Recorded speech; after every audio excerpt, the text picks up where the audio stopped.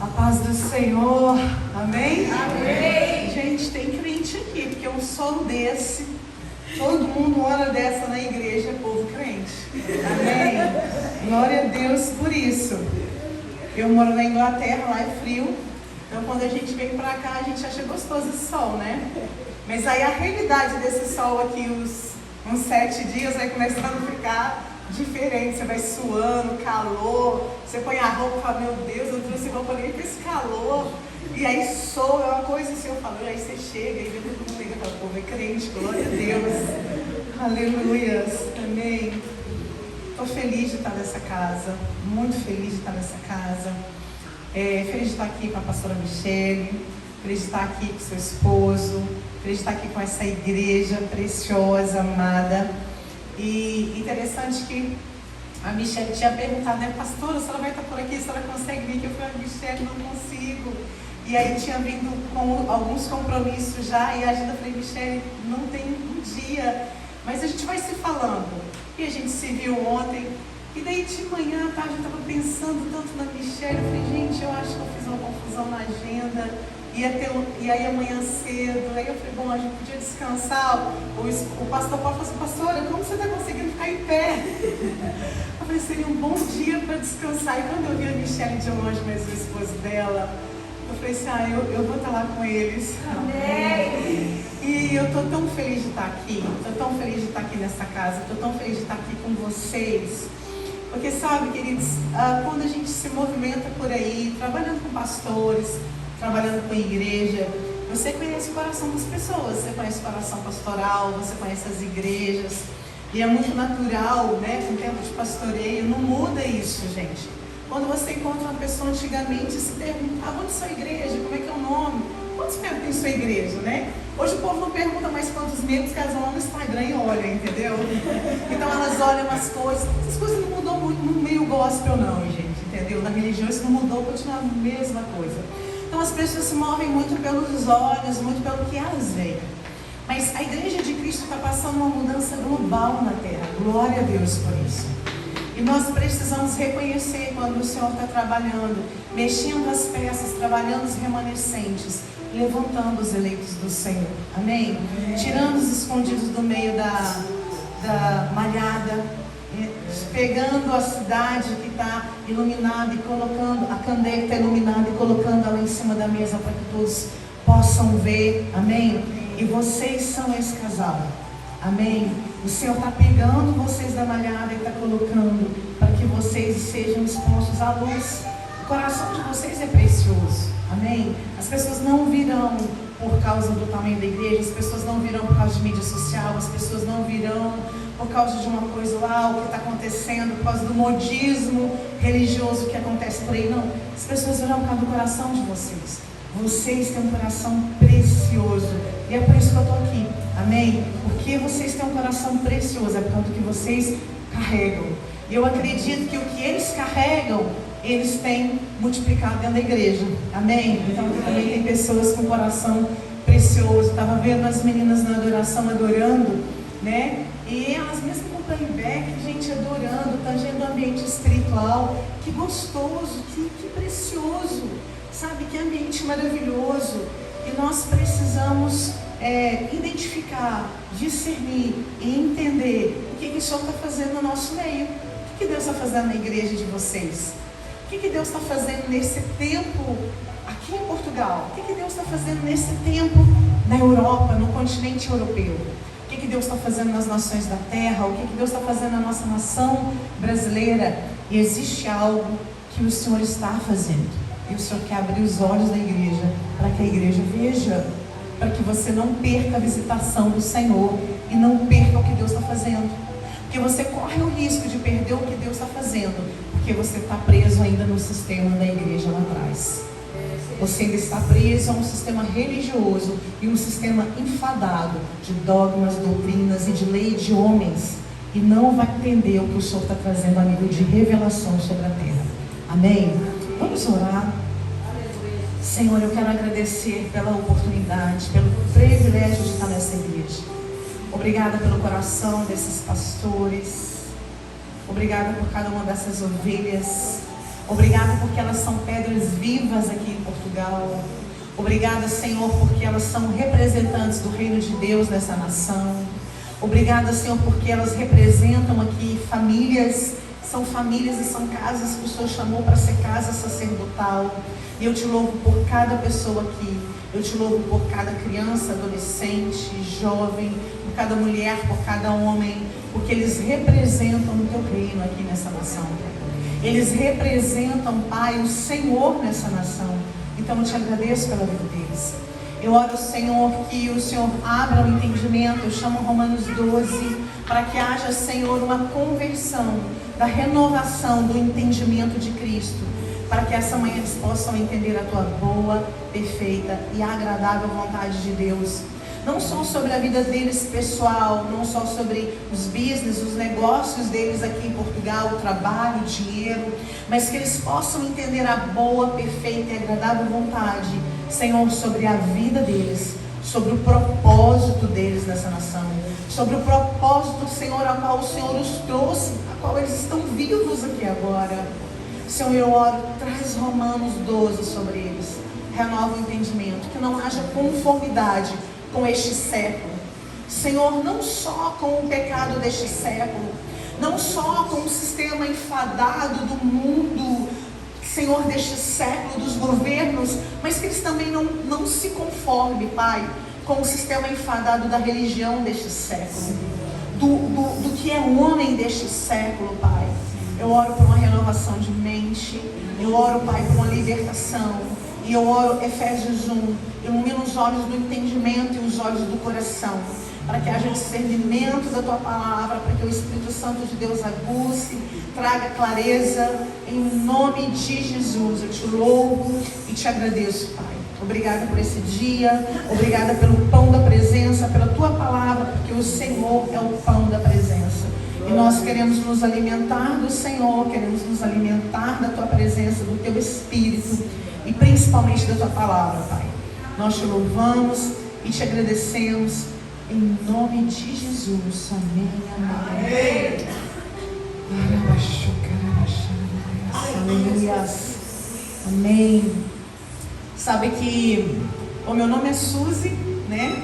A pastora Michele já falou. Eu sou casada com o Flávio, pastor Flávio, né? E um homem nobre, muito precioso, né? É clichê você falar que ele é o homem mais bonito da terra, né, gente? Toda mulher vai falar isso. E ai de vocês se vocês não falarem isso do marido. Tem que falar, né? Mas assim, entre muitas características que eu acredito que meu marido tem, ele é um homem nobre. Homem nobre, coração nobre. Ele é um homem sacerdotal.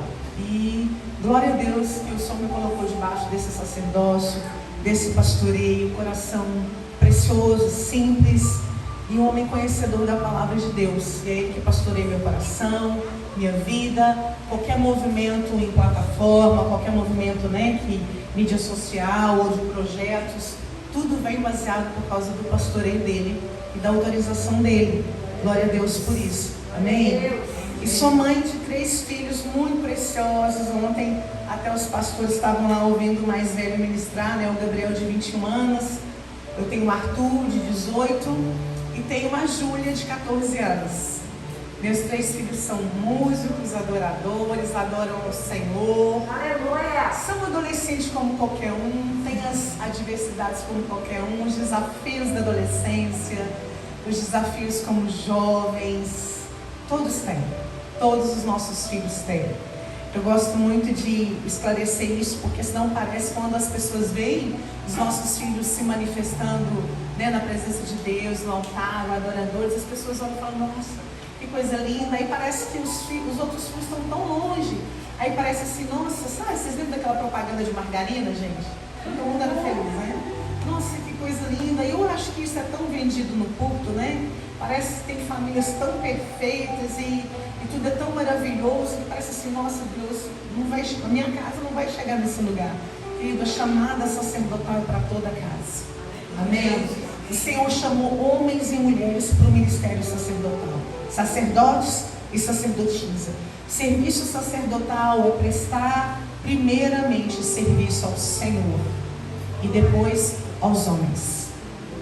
Eu sei que a igreja de Cristo, nós estamos falando de uma igreja específica, por muitos anos tomou formas diferentes e ensinou homens e mulheres a prestar serviço primeiro aos homens, e quando tiver tempo presta serviço a Deus.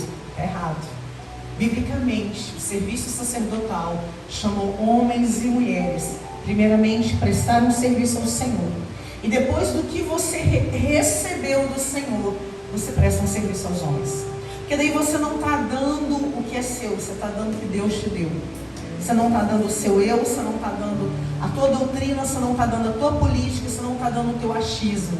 Você está dando o que você recebeu de Deus. Amém? E isso não é só para cultos. Isso não é só para pastores, para mestres da palavra. Isso não é só para quem tem os 5 ministérios na igreja, né? Mestres, evangelistas, pastores, profetas, apóstolos. Esse serviço sacerdotal não é só para culto, não é só para quem tem um microfone. Esse serviço sacerdotal não é só para levita. Esse serviço sacerdotal é para toda a igreja. A palavra do Senhor, ela nos aponta que a terra está gemendo pela manifestação dos filhos de Deus. Ela não fala que a terra está gemendo pela manifestação de profeta, pela manifestação de apóstolo, pela manifestação daquele cara. Nossa, aquele é o cara do YouTube. Você viu? Ele revela até identidade. Gente, a terra não está nem aí para esse cara. A terra está gemendo pela manifestação dos filhos de Deus, pela manifestação do seu filho que está em casa, pela manifestação daquele adolescente que estava ali cantando junto, cheio do Espírito Santo de Deus. Enquanto as meninas estavam aqui, ele estava lá mexendo lá na mesinha de som no computador, cantando, cheio do Espírito Santo de Deus. A terra está gemendo muito mais pela manifestação dele do que homens que estão enfadados em redes sociais. A terra está gemendo pela manifestação do teu filho adolescente que está em casa, pelo teu marido, pelo teu filho, por você, mulher. Essa terra está gemendo por isso. Toda a terra global está gemendo pela sua manifestação. A nação de Portugal está gemendo pela tua manifestação. Não é mais uma igreja que vai trazer a transformação de Portugal. Não é mais um sistema, não é mais um grande pastor. Nossa, Portugal está tão decepcionado, já teve igrejas assim, já teve até documentários, aconteceu tanta coisa. E não é sobre isso, tem um histórico de Portugal, tem pessoas que já pisou nessa terra, tem derramamentos de sangue, tem guerras, tem tantas coisas que já aconteceram aqui. O que vai mudar essa nação? Essa nação, ou a nação brasileira, ou qualquer outro governo, quem vai mudar não é um presidente, não é mais um homem de culto. Quem vai transformar isso é o reino de Deus. Amém. O reino de Deus vai mudar isso através de filhos, através de você. Olha para a pessoa que está do seu lado. Essa é a pessoa que vai trazer a mudança sobre a terra. É a manifestação dela. É a sua manifestação no trabalho, é a sua manifestação na escola, é a sua manifestação quando você vem prestar um serviço ao Senhor na igreja, é a sua manifestação quando você está numa fila e você tem tudo para se irritar naquela fila, ser carnal, rodar, como diz o brasileiro, a tal da baiana, né? E fazer qualquer coisa, ou seja, a cultura que você tem. É a sua manifestação naquela fila, quando você se submete à cruz de Cristo e tem um comportamento diferente, que vai manifestar o reino de Deus até uma fila, que vai manifestar o reino de Deus quando você tem tudo para responder aquele órgão aqui de Portugal, que você já foi lá 10 vezes. 10 vezes ele te falou coisas diferentes. 10 vezes você falou que era isso, vou ter que esse documento. Mas você volta e fala, gente, esse povo aqui é filho de Deus, amado de Jesus. Tem uma cultura diferente de você, mas é filho do mesmo Pai. Sabe? Então é essa a sua manifestação. Quando você vai ter essa graça de falar bom dia. Ele não te deu aquele bom dia agradável, mas você vai ter aquele bom dia cheio do Espírito Santo de Deus. Porque o Senhor diz que é de glória em glória. Amém? Os seus desafios nessa nação é de glória em glória. Cada um aqui passa desafios diferentes. Alguns passam desafios com casa, outros passam desafios com lugares, com trabalho. Falando isso, me lembro de falar para vocês de trabalho. Uma chave para vocês. Alguns passam desafios com trabalho, alguns passam desafios com tantas coisas, com casamento, com família, sabe? Com coisas que eu não sei o que vocês passam. Ainda que eu possa estar aqui ministrando e talvez o Espírito Santo pode estar mostrando e revelando algumas coisas, mas sabe, vocês têm os seus desafios pessoais. E cada um tem uma medida, cada um tem um nível de força que você olha e fala, meu Deus, mas a pessoa está caindo numa coisa dessa aí. Não, calma, responde direito. Mas talvez é a medida dela. Entende? A medida dela é essa, e a gente vai ter que ter graça, misericórdia, paciência. E se a tua medida é melhor, então a natureza está gemendo pela sua manifestação, quando com graça e com amor. Você pode conversar e ajudar alguém a agir de forma diferente. Entende? Quantos estão entendendo isso? Amém? Amém. Vocês estão aí quietinho? Então assim, isso é o reino de Deus. Entende? É o seu dia a dia. É a cultura. Reino de Deus, gente, não é um chavão de púlpito, entende? Onde vocês veem um monte de igreja, um monte de instituição falando sobre o reino de Deus. Estamos juntos, o reino de Deus é isso, o reino de Deus é aquilo, e e glória a Deus pelo reino de Deus. Aí vocês, igual vocês vêm em casa, família de margarina, você fala, nossa, que família perfeita. Tem coisas também que você olha e fala, nossa, que igreja perfeita, olha o reino de Deus ali, olha os louvores, olha a palavra, olha o movimento. Quantos estão entendendo o que eu estou falando? Só levanta a mão. Aí parece que a grama do vizinho é melhor. Parece que a família do outro, a margarina do Oriano é melhor. Parece que aquela igreja está vivendo o reino é melhor. Gente, isso não é real. Tem uma frase que fala assim, vamos sentar e comer sal junto. Né? Quem conhece essa frase? Quem é raiz conhece, gente. Né? Eu não sou tão mais velha que não. Quem é raiz conhece isso. Vamos sentar e comer um pouco de sal junto. Você conhece a pessoa quando você senta e come sal junto com ela, né? Doce todo mundo come junto, sal não. Então o que acontece? Você sabe que a grama do outro é mais verde quando você chega lá. E de repente era a visão dos seus olhos que estava distante, você não percebeu que a grama estava queimada também, que a grama também tinha defeitos. E talvez na foto tudo vai parecer mais bonito, mais colorido, porque você não está vendo a realidade da outra igreja. Você não está vendo a realidade da outra família. Estou dizendo isso para falar, o Senhor tem um chamado sacerdotal para todos nós. Não existe homem de Deus que possa manifestar um chamado sacerdotal, que fala assim, uau, ele foi chamado para aquilo. Aquela família dele foi chamada para aquilo. Todos nós fomos chamados. Você precisa entender isso essa manhã. É o que o Senhor está ministrando no meu coração para dizer. Deus não tem filhos prediletos. Não tem. Deus não tem filhos favoritos. Não tem, gente. Você lê a Bíblia? Deus não tem filhos favoritos. Agora preste atenção. Existem filhos íntimos.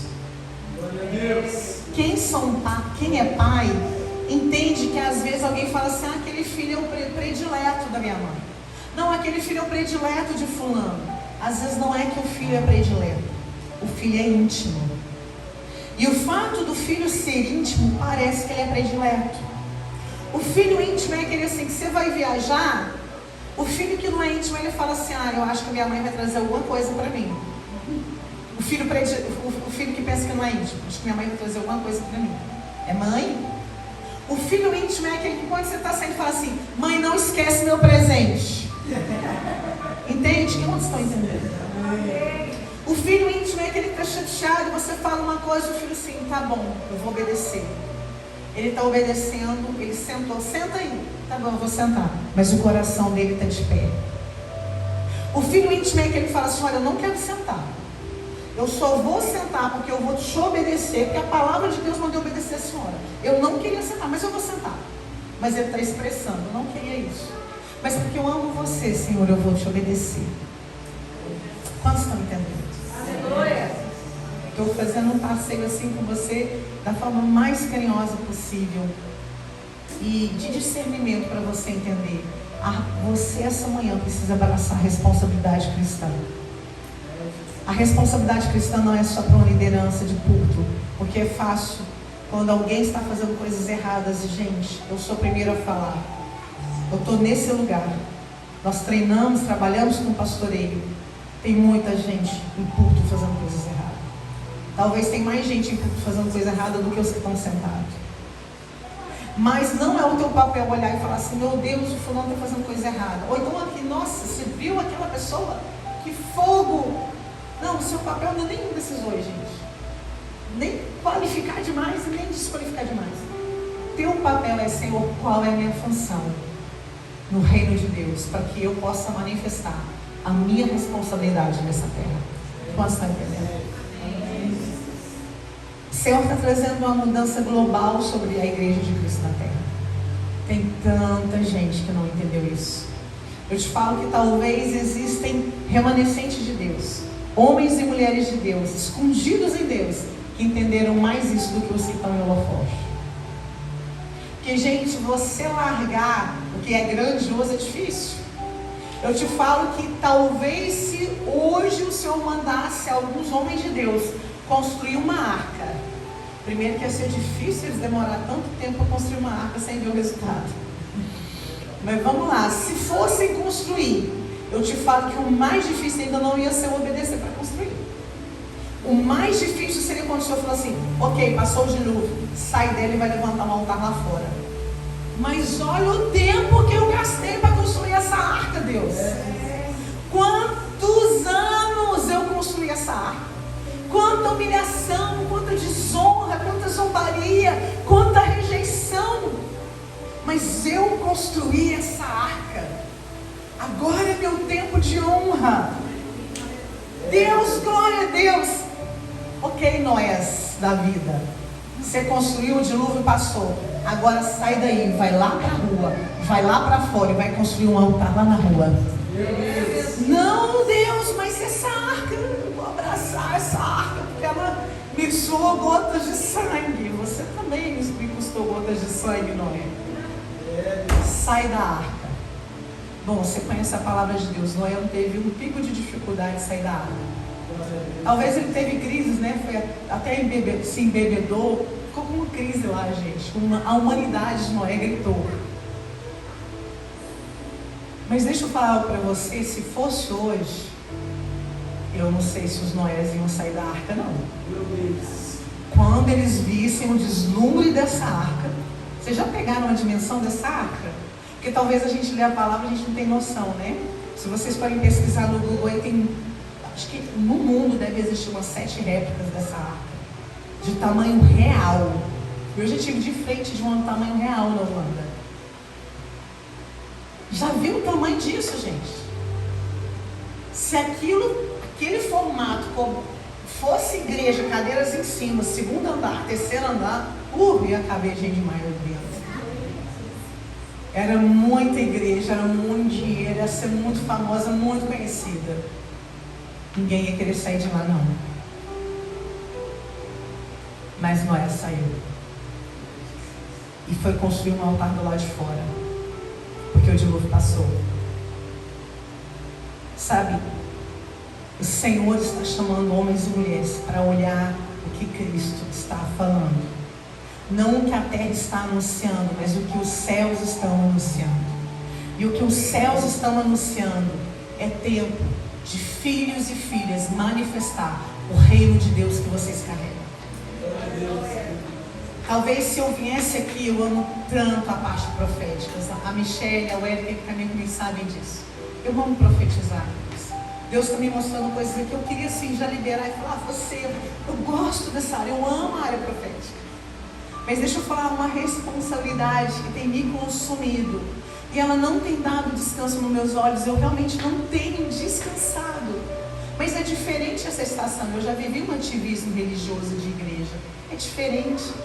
Eu não tenho descansado. Porque o Senhor falou: é tempo de preparar a igreja para a minha volta. Equipar a igreja. E equipar a igreja, gente, não é equipar a estrutura. Equipar a igreja não é nós fazermos grandes templos. Equipar a igreja não é a gente fazer grandes eventos, embora até nós trabalhamos com grandes eventos.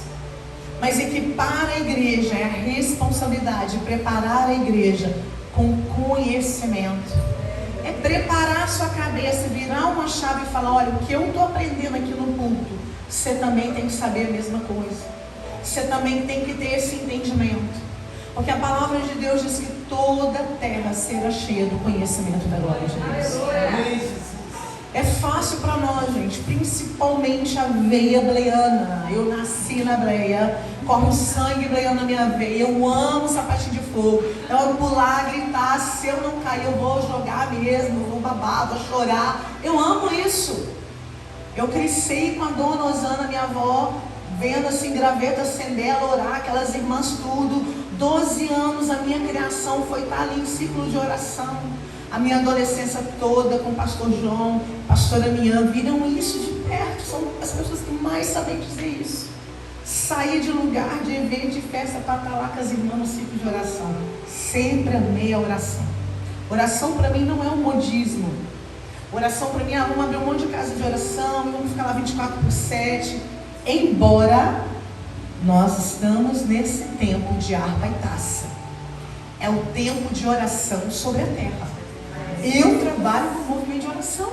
Eu acredito no movimento de oração. Não como modismo, como a preparação para o retorno de Yeshua.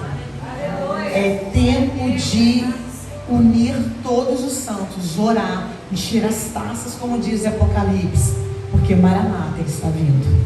Amém? Então eu creio nisso, eu vivo isso, elas sabem isso, eu vivo isso. Mulher, para mim, trabalho com mulheres, é uma isca de Deus para mim entrar nas nações. Amém? Mas o meu foco é casa, família sacerdotal e movimento de oração. Amém? Só que, gente, não é nada sobre a moda, não é nada sobre esses movimentos. O que Deus quer fazer, sabe, não é apenas a gente fazer esses movimentos e orarmos por um grande avivamento, faz de novo. Quando a gente canta, faz de novo, o que nós estamos esperando? Que o Senhor faz o que fez na Rua Azusa, o que o Senhor faz, o que Ele fez no País de Gales, o que fez na Ilha de Fuji, o que Ele fez em Atos. O que nós estamos esperando quando nós cantamos isso? Você precisa ter essa consciência. Essa consciência não está particularizada só para algumas pessoas. Você também precisa ter essa consciência. O que nós estamos esperando quando nós falamos sobre avivamento? Vocês estão esperando se chegasse aqui, sabe, aquele grande movimento, e eu falar em língua sem parar, e profecia, e você ia sair daqui, talvez até você ia ficar mais animado e mexer. Deixa eu falar para você. A palavra de Deus fala do último e grande derramar de Deus. Você precisa ler as escrituras para falar isso, porque eu nem estou ainda entrando no que o Senhor falou para falar para vocês aqui. Você precisa ler sobre isso, mas deixa eu dizer algo para você. O último e grande derramar tem a ver com algo que não é o que todo mundo está esperando e pedindo para ele fazer de novo. Embora eu quero ver esse fogo do Espírito Santo consumindo todo mundo na terra e todo mundo falando em línguas, eu quero ver tudo isso, gente. Mas o grande e último derramar, a palavra de Deus aponta sobre conhecimento. Conhecimento. O último e grande derramar diz que toda a terra, toda, não é um grupo seletivo de igreja, não é um grupo seletivo de pastor, não é fulano ou ciclano. Toda a terra, toda, do que mama ao mais velho, do bebê da sua casa até o mais velho, toda a terra será cheia do conhecimento da glória de Deus. Gente, não está falando de conhecimento de um teólogo que você possa pensar agora. Não está falando de um conhecimento daquela pessoa que você assiste no YouTube e fala, nossa, mas essa mulher é inteligente. Nossa, você viu o que esse homem fala sobre o fim dos tempos? Gente, tem um monte de gente que replica outras pregações, outros estudos, vocês estão achando que é revelação. Aí você fica assim, nossa, você viu fulano?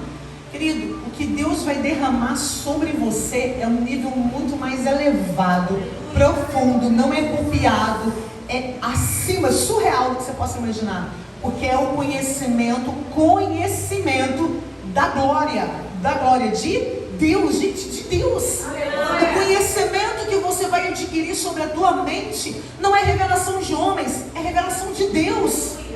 Gente, isso é para, como diz meu filho, para estourar a mente de qualquer um. O conhecimento que você vai ter não é humano.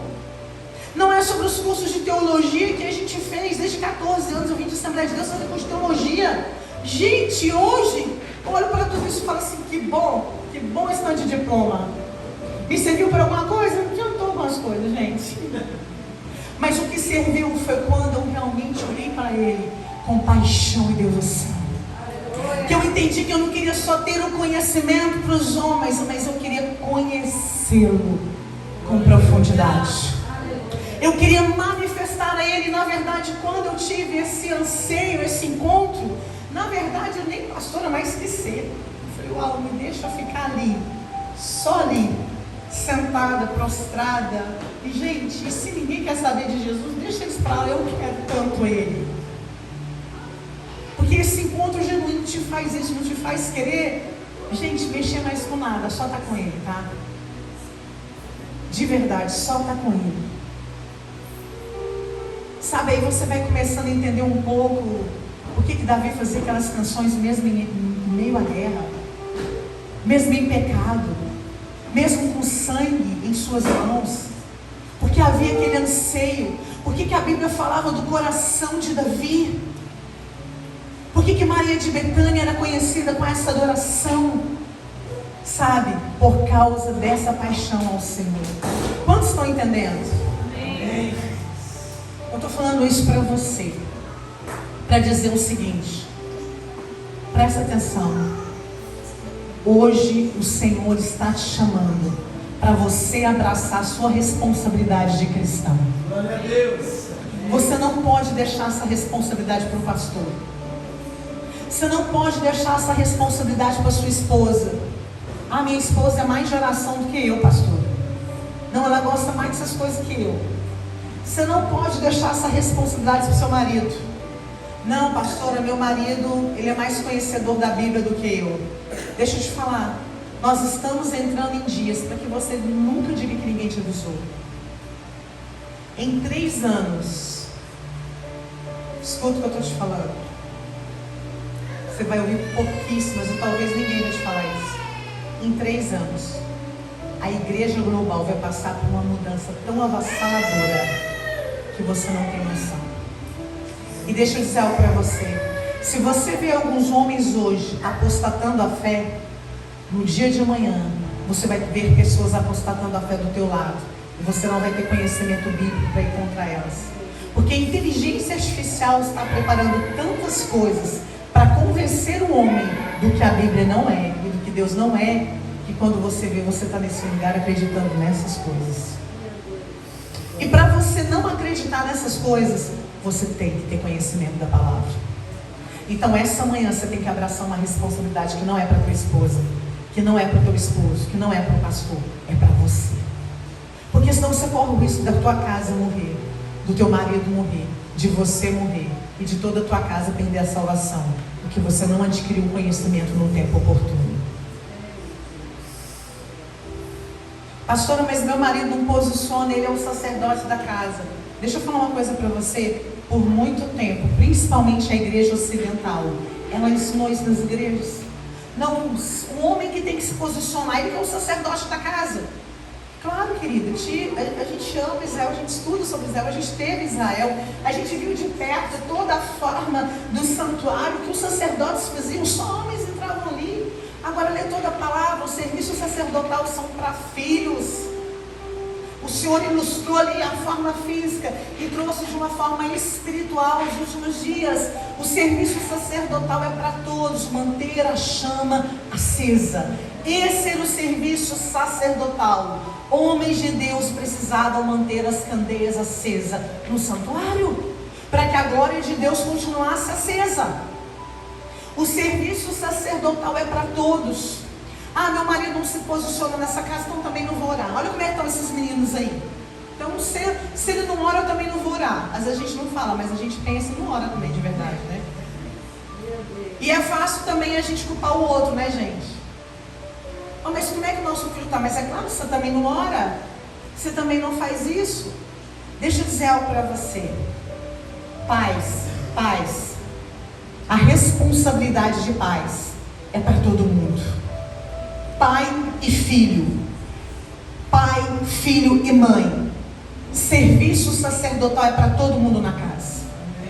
Ah, meu marido não está orando. Ora você.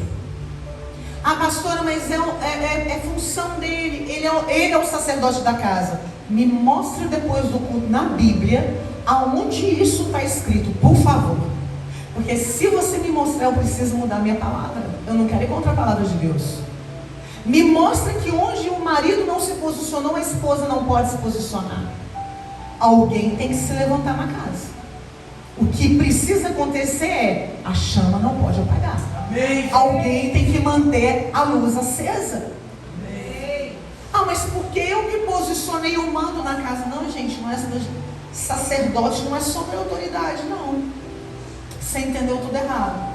Sacerdócio é um serviço prestado primeiro ao Senhor. O serviço sacerdotal é ouvir de Deus, manter a chama da casa acesa, manter o fogo do Espírito Santo de Deus. Serviço sacerdotal não tem a ver com autoridade, tem a ver com manter a chama acesa. Quantos estão entendendo? Levanta a mão. Isso é ensino. Isso é ensino, gente. Escola dominical. Estou te ensinando. Esse é o serviço sacerdotal. Mantém a chama acesa. Aleluia. Enquanto teu esposo não se posicionou, ore até que ele se posicione. Se ama o teu filho? Ama. Então se posicione pelo teu filho. Se posicione pela tua filha. Mantenha a chama acesa. Arruma aquela mesa. Prepara a adoração na casa. Gente, minha casa tem adoração 24/7. A minha casa é uma casa de oração. Entendeu? Quem frequenta lá sabe que isso é de verdade. Se eles não estiver cantando, a música está tocando. Se não for em cima e embaixo, tem Bluetooth, tem o Tufo, Google, todos esses negócios aí. E aí tem música em cima e tem música embaixo. Tudo quanto é lugar tem canção. Amém. Gente, se a minha alma está abatida, eu tenho que estar lembrando o tempo todo ela quem Deus é. Glória a Deus. Se eu estou com problema, eu tenho que estar lembrando o tempo todo quem Deus é. Se eu tenho a tecnologia de estar mantendo a minha casa em adoração 24/7, por que eu vou estar deixando desligado para ligar a TV para ouvir notícia do mundo? Para que eu vou desligar a adoração para ver novela? Para ficar vendo série, entubar a minha mente, o meu cérebro de série? Não, eu preciso me alimentar de quem Deus é. Aleluia. Ouvir canções de quem Deus é. Eu não tenho tempo de ler a Bíblia. Você não pode mais dar nenhum tipo de desculpa. Vai ouvir a Bíblia falada. Vai andar no carro e ouvir o livro de Mateus. O dia inteiro você consegue ouvir o livro de Mateus com a Bíblia falada. Vai no Spotify, lá tem várias versões da Bíblia falada. Ah, eu não consigo ler livro. Você pode ler Batismo do Espírito Santo. O livro de Billy Graham, você pode ouvir aquele livro em 2 dias com a Bíblia falada. Com audiobook. Você precisa abraçar a responsabilidade. Você não pode sair daqui como quem ainda quer receber só leite. Se o Senhor está falando, prepara o teu estômago espiritual, muda o teu alimento, porque a terra vai passar por uma mudança. E você vai morrer e não pode culpar a igreja e o pastor. Você vai morrer e não pode culpar a culpa do fulano de tal, porque fez isso na igreja, fulano decepcionou com a igreja. Estava olhando para o homem, não estava olhando para Deus. E quando as coisas não estão boas, você tem que ter o Espírito Santo, discernimento para saber o que você ouve e o que não ouve. Então o Senhor está te dando uma palavra essa manhã. Vira a chave, porque o Senhor já virou. Mas é você que precisa virar a chave do teu cérebro. O teu estilo de vida, a tua mudança, o que você está comendo espiritualmente. Porque talvez você venha à igreja como uma coisa, lá fora você senta com pessoas e come outras coisas. A pastora, mas Jesus também sentava com os pecadores. Gente, só para te lembrar dessa frase batida, Jesus também sentava com os pecadores. Não, gente, ele só não sentava, ele só andava com o pecador. Ele odiava fariseu. Jesus odeia religioso. Jesus odeia a religião. Odeia. Quem lê a Bíblia sabe disso. Ele odeia a religião, gente. Porque talvez fariseu te lembre uma coisa distante. Jesus não tem parte com o fariseu, com o fariseísmo. Gente, deixa eu traduzir isso para a linguagem de hoje. Jesus detesta crente. Crente. Não gosta de crente. Jesus não gosta de religioso. Cristão é diferente de crente. Amém. Você já ouviu isso? Crente, o diabo é... Você vai, gente, encontrar pessoas muito crentes no catolicismo, demais da conta. Gente, tem que ser muito crente para andar a cidade inteira, debaixo do sol, orando, rezando o dia inteiro, dando não sei quantas voltas, subindo e descendo a escada. Gente, tem tanto cristão que não tem fé para fazer um dia de jejum.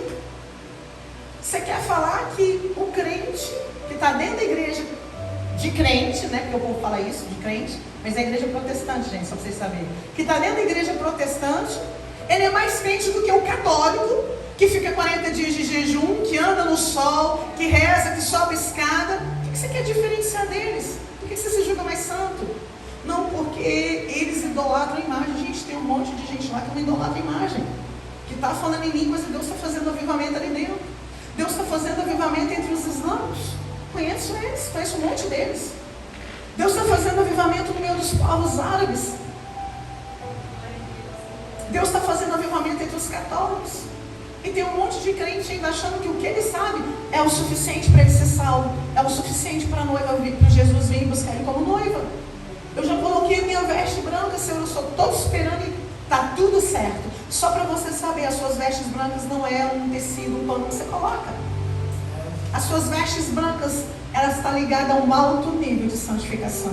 E só para você saber, embora essa canção é linda e eu canto ela pra caramba, porque eu acho ela muito linda, só para você saber, quem vai santificar a igreja não é nem nós. Quem vai pôr essas vestes não é nem nós. Em Oséias ali você vê quando o Senhor chama a igreja no deserto, ele fala ao coração dela e fala: eu vou lavar a tua boca com sabão, tirar todos os balaíns e baús da tua boca. Ou seja, eu vou tirar toda a idolatria, todos os deuses da tua boca. E o Senhor fala: eu vou te santificar, eu mesmo te purificarei. Quem vai purificar a igreja, quem vai vestir a igreja, é só o Senhor. Aleluia. Então, embora a canção é linda, e hoje eu falei, eu a canto, não tem problema cantar ela. Só para você saber, a única pessoa que coloca a veste em você é o Senhor. É só Ele que vai colocar essa veste na igreja. Mas a sua responsabilidade é se santificar também. É sua responsabilidade. E o ensino vai te levar a esse lugar de santificação. Quantos estão entendendo isso? Diz amém? Amém. Eu espero que você entenda. E eu nem vou ler o que, não vou entrar onde eu ia entrar por causa do tempo, mas eu preciso falar só algo que o Senhor me falou quando eu cheguei aqui. Quando eu entrei aqui, eu falei: Senhor, já no carro, na verdade, eu falei: Senhor, o que o Senhor tem para a tua igreja? O que o Senhor tem para falar à igreja do Senhor? O que o Senhor tem para falar, sabe, para nós essa manhã? Porque eu sou a igreja de Cristo, gente. Eu me incluo nisso. Quando o Senhor fala e o Senhor derrama aqui eu vou ministrar, o Senhor também está falando primeiro a mim. Amém? E algo que o Senhor falou quando eu estava saindo lá da casa da pastora Leta, vindo para cá. O Senhor estava falando tão forte isso comigo. Tanque de Siloé. Tanque de Siloé. O Senhor estava falando isso comigo. Sabe, eu vim no carro, assim, pedindo discernimento do Espírito Santo. Eu falei: Senhor, por que o Senhor está ministrando sobre o tanque de Siloé? Por que o Senhor quer falar isso? As pastoras que conhecem já alguns trabalhos que a gente faz, elas sabem que, gente, nunca dá certo eu vir para cá com algum cronograma ou algo para ler. Sabe, porque sempre eu só consigo passar aquilo que o Senhor está falando exatamente naquela hora. Porque eu acredito que cada igreja tem uma identidade, cada igreja tem uma forma, a multiforma de Cristo, e há uma medida para cada lugar. E a minha pergunta é: Senhor, por que o Senhor tem essa medida para essa igreja, essa manhã? E o Senhor estava ministrando isso ao meu coração. E eu quero ler com você rapidamente. João 9, versículo 1. Não, perdão, João 9. Gente, é do 1 ao 21. Então eu vou lendo e pulando. Vamos ver o que eu vou lendo aí por causa do horário. Enquanto Jesus caminhava, viu um homem que era cego de nascença. Mestre, perguntaram-lhe os discípulos: por que foi que este homem nasceu cego? Por causa dos seus pecados e por causa dos pecados de seus pais? Nenhuma coisa nem outra, disse Jesus, mas para nele se mostrar o poder de Deus. Temos todos de fazer as obras daquele que me enviou. Enquanto é dia, a noite desce e todo o trabalho cessa. Enquanto estiver aqui, neste mundo, sou a luz do mundo. Então, cuspiu no chão e, fazendo lama com saliva, espalhou e sobre os olhos do cego, e disse-lhe: vai, levanta-te ao tanque de Siloé. E Siloé significa enviado. O homem assim o fez, e depois de se lavar, voltou vendo. Os vizinhos e os outros que tinham conhecimento ainda ainda cego, perguntavam, que tinham conhecimento dele, ainda cego, perguntavam: será mesmo o homem o tal pedinte? Uns diziam que sim, outros não, há dúvida do que parece mesmo com ele. O cego dizia: sou eu mesmo. Então perguntaram-lhe: como fora possível ter sido curado da cegueira? E acontecera, e ele contou: um homem, a quem chama Jesus, fez lama e aplicou os meus olhos. Depois disso, disse-me que fosse ao tanque de Siloé para me lavar. Assim fez e voltei a ver. Aonde está ele agora? Perguntaram. Não sei, foi a resposta. Os fariseus investigaram a cura. Então, versículo 13, então levaram o homem aos fariseus. Ora, tudo isso se passou em um dia de sábado, gente. Os fariseus interrogaram e ele contou-lhe como Jesus lhe espalhava lama sobre os olhos e como depois de lavar já via. Alguns dos fariseus disseram: esse tal Jesus não pode ser um homem de Deus, porque trabalha no sábado. Outros diziam: mas como pode um pecador vulgar fazer estes sinais? E haviam grandes discussões entre eles por causa disso. Os fariseus voltaram-se para o antigo cego e perguntaram: este homem que te abriu os olhos, quem achas que tu é? O homem respondeu: é um profeta. Os judeus não queriam crer que tivesse sido cego. Então eles não estavam nem acreditando que ele era cego, não, gente. Por fim, chamaram os pais. Esse homem é vosso filho? Nasceu cego? Se nasceu, como é que ele agora vê? E os pais responderam: sabemos que este é o nosso filho, cego de nascença. No entanto, ignoramos o que aconteceu para que agora veja. Ou quem o teria feito? Já tem idade, pergunta a ele. Ele que vos explique. Diziam isto com medo dos judeus, que tinham avisado que quem quer que afirmasse que Jesus era o Cristo, seriam expulsos da sinagoga. Por isso os pais disseram: ele tem idade suficiente para falar por si. Perguntam ele. Pela segunda vez os fariseus mandaram vir o que tinha sido cego e disseram: dá glória a Deus, porque sabemos que este homem é um pecador. Ele respondeu: se é pecador não sei, o que sei é que eu era cego e agora eu vejo. Aleluia. Aleluia. Você pode dizer amém? Amém. Poderia continuar aqui, mas eu vou parar aqui. Deixa eu falar algo para você. Dentro dessa palavra, tanque de Siloé, quando aquele homem estava cego e Jesus cuspiu ali, mexeu ali naquele barro, passou nos olhos dele e falou para ele ir até aquele tanque. Deixa eu só dizer algo para você: o tanque de Betesda era muito mais perto. Ele poderia ter ido lá, mas ele foi ao tanque de Siloé, que era muito mais longe. Se eu me lembro bem, talvez cerca de 800 metros. O tanque de Siloé era mais longe daquele homem. Só que ele obedeceu o Senhor. Ele era cego e agora ele vê. Aleluia. Por muito tempo uma igreja caminhou cega. Por muito tempo uma igreja caminhou sem ver e ficou esquecida, porque estava como cega de nascença. E você sabe que cego, gente, você já viu cego andando? Parece que eles foram treinados para isso. Mas nasceu cego, eles vão se adaptando com as coisas. Parece que se você for ajudar um cego, você atrapalha ele. Ele pega aquela coisa assim, ele sai fazendo isso aqui tão rápido.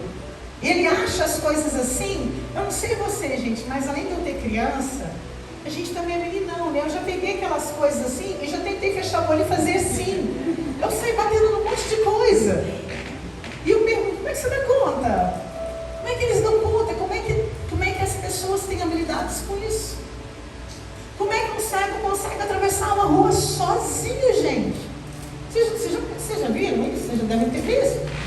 Como é que o cego consegue atravessar a rua sozinha? Ah, não, mas é porque tem aquela marcação. Gente, a gente está falando de uma modernidade de marcação recente. De uns 5 anos para cá. Eu já vi cego atravessando a rua desde 20 anos atrás. Eu vejo cego atravessando a rua sem marcação nenhuma. Esses cegos atravessam a rua e vai para lá e para cá. Tem habilidades com a comida, tem habilidades com as coisas. Eles conseguem fazer as coisas como se não fosse cego. Existem coisas que nós como igreja temos tanta habilidade de fazer. Tanta habilidade, sabemos fazer tão bem, que parece que não está nos fazendo falta ver.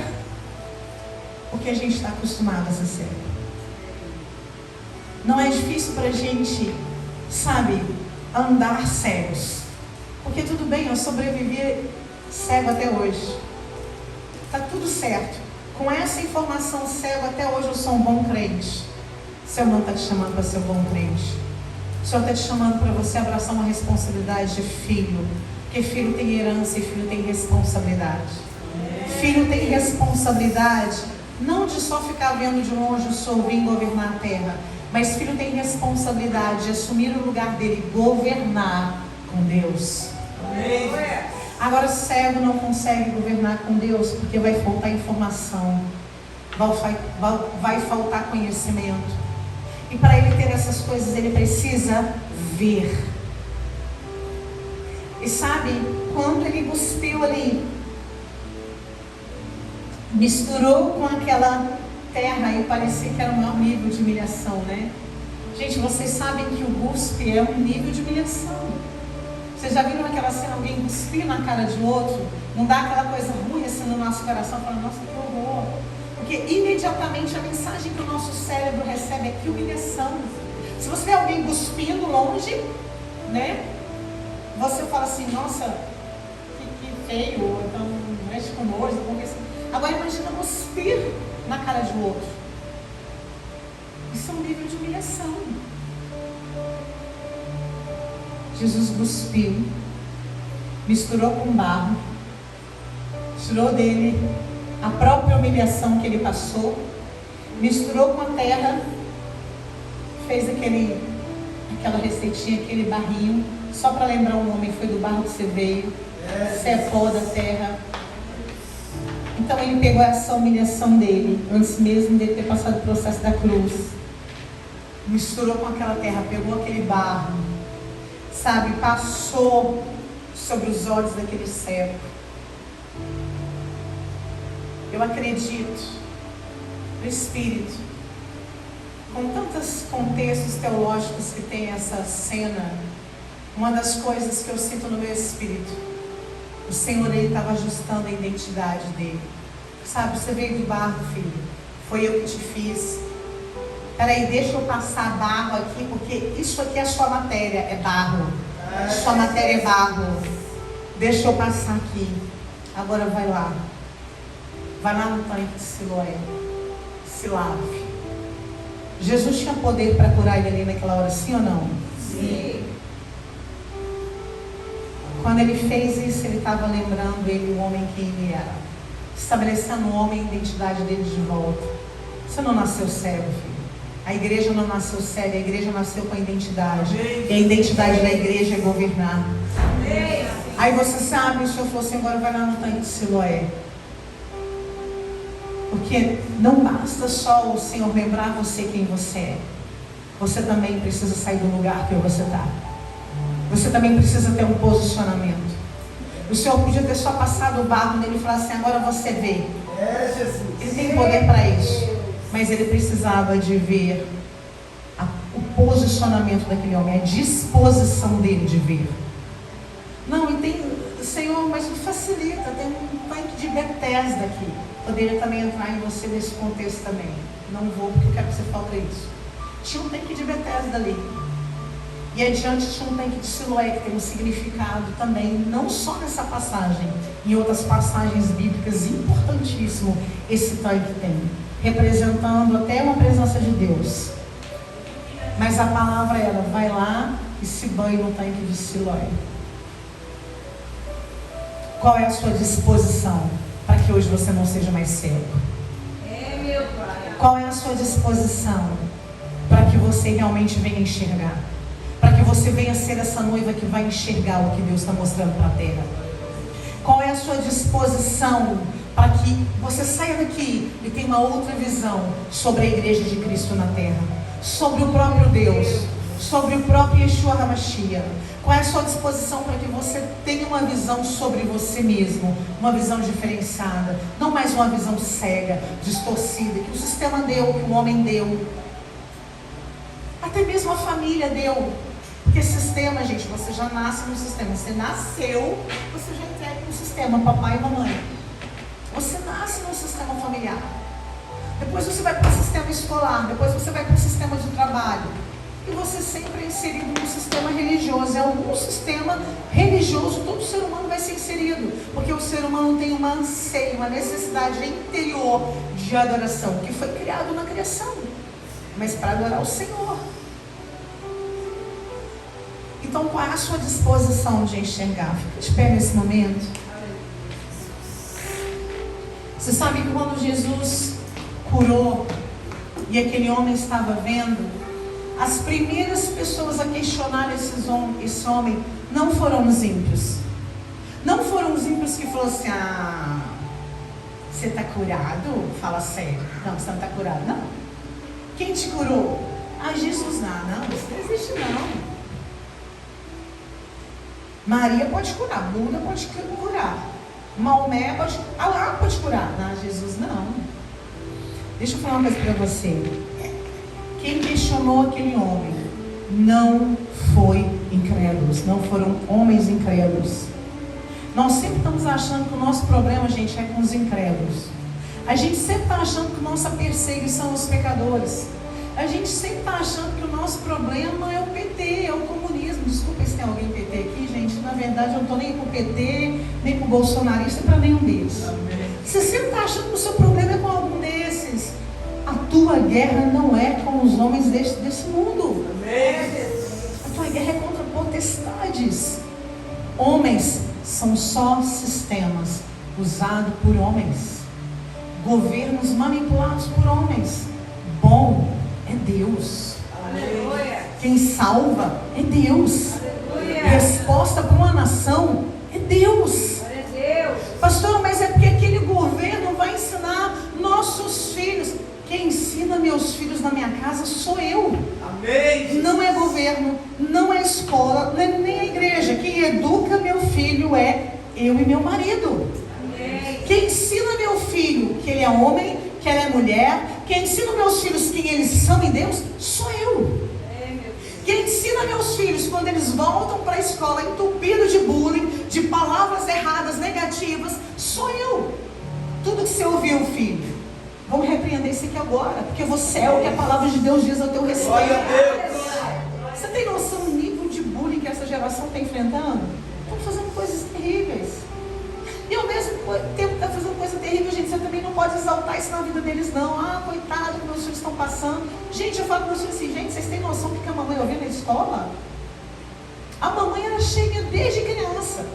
Eu chegava da escola, as crianças me chamavam, me apelidavam de bujão de gás. E meus filhos, mãe, o que é bujão de gás? Ah, deixa pra lá. Gente, bullying sempre existiu. Mas de fato, agora as coisas estão de uma forma mais... Naquela época, as crianças chamavam outro de varapau, essas coisas.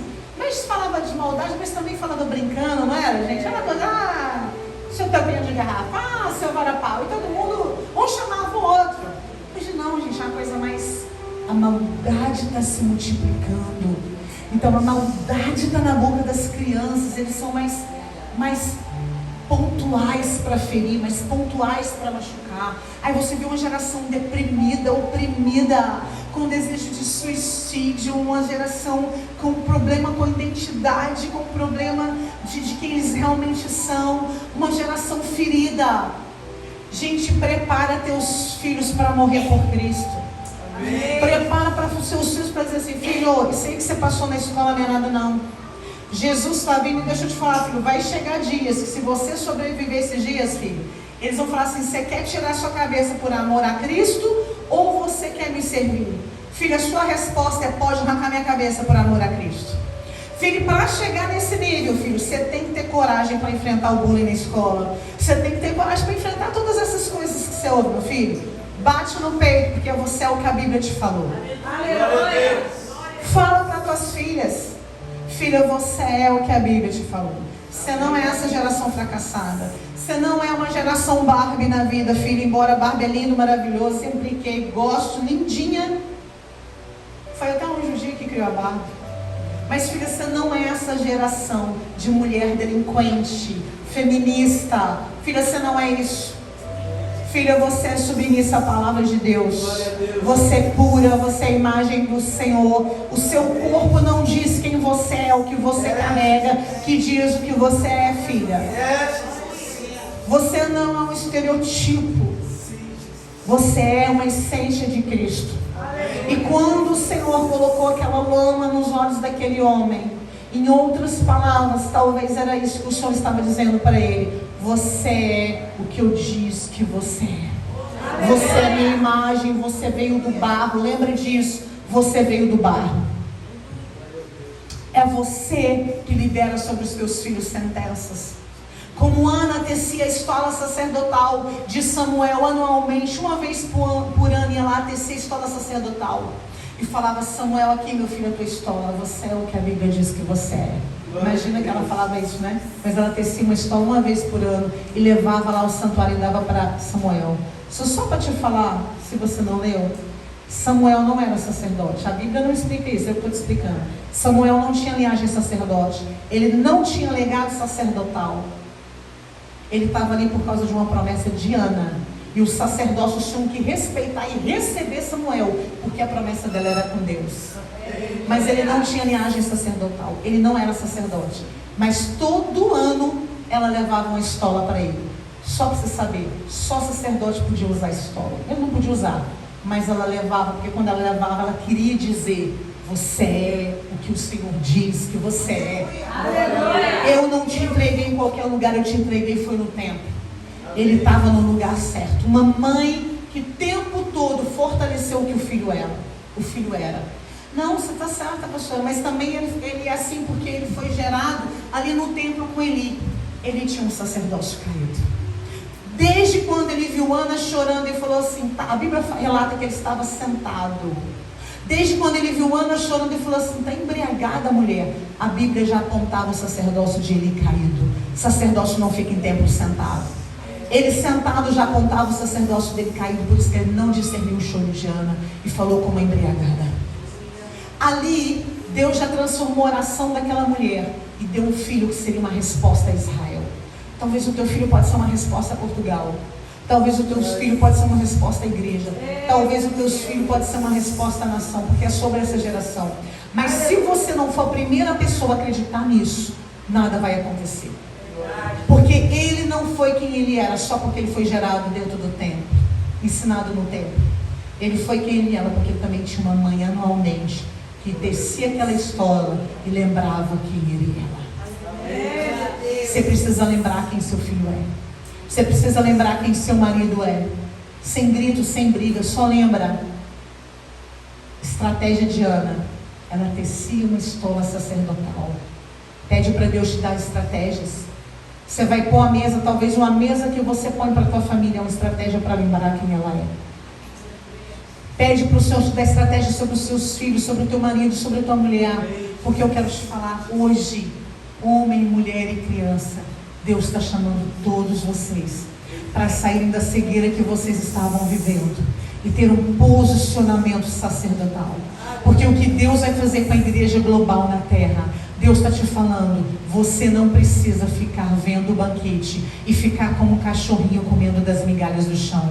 Porque o Senhor está falando, esse banquete é para você, mas você tem que enxergar quem você é para que você sente esse banquete.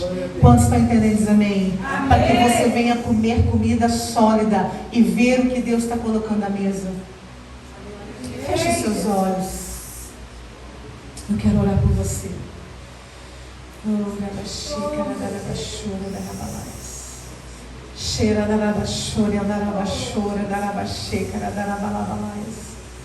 Senhor, eu quero declarar, Pai, Que essa palavra desça, Senhor, de uma forma soberana. Senhor, passe pelo entendimento, Senhor, pelo interior dos seus filhos, dessas entranhas dos seus filhos. Senhor, e que o Espírito Santo de Deus esmiuça durante esses dias essa palavra de conhecimento aos teus filhos, para que homem e mulher todos se posicionem nesse lugar sacerdotal, abrace a responsabilidade cristã, para que eles vejam, sabe, sintam o Senhor agora, a partir de um posicionamento seu, colocando sobre os teus olhos, sabe, essa ama, essa receita, trazendo a humilhação que Ele mesmo cuspiu, trazendo essa humilhação, mas também trazendo esse barro da humilhação, sabe, que é a tua essência, que é de onde você veio, lembrando quem você é e falando: eu te criei para que você veja, para que você veja todas as coisas. Foi lá no Éden que o Senhor ordenou a Adão: olha, tudo que eu fiz é bom, domine sobre todas as coisas. O Senhor não criou filhos de Deus para serem dominados por essa terra. O Senhor criou e gerou filhos de Deus para ter domínio sobre essa terra. Mas sobre todas essas coisas, o Senhor precisa que você veja o que Deus está fazendo, veja o que o Senhor está fazendo, mas também saia do teu lugar de conforto, da tua zona de conforto, vai até Siloé e se banhe ali.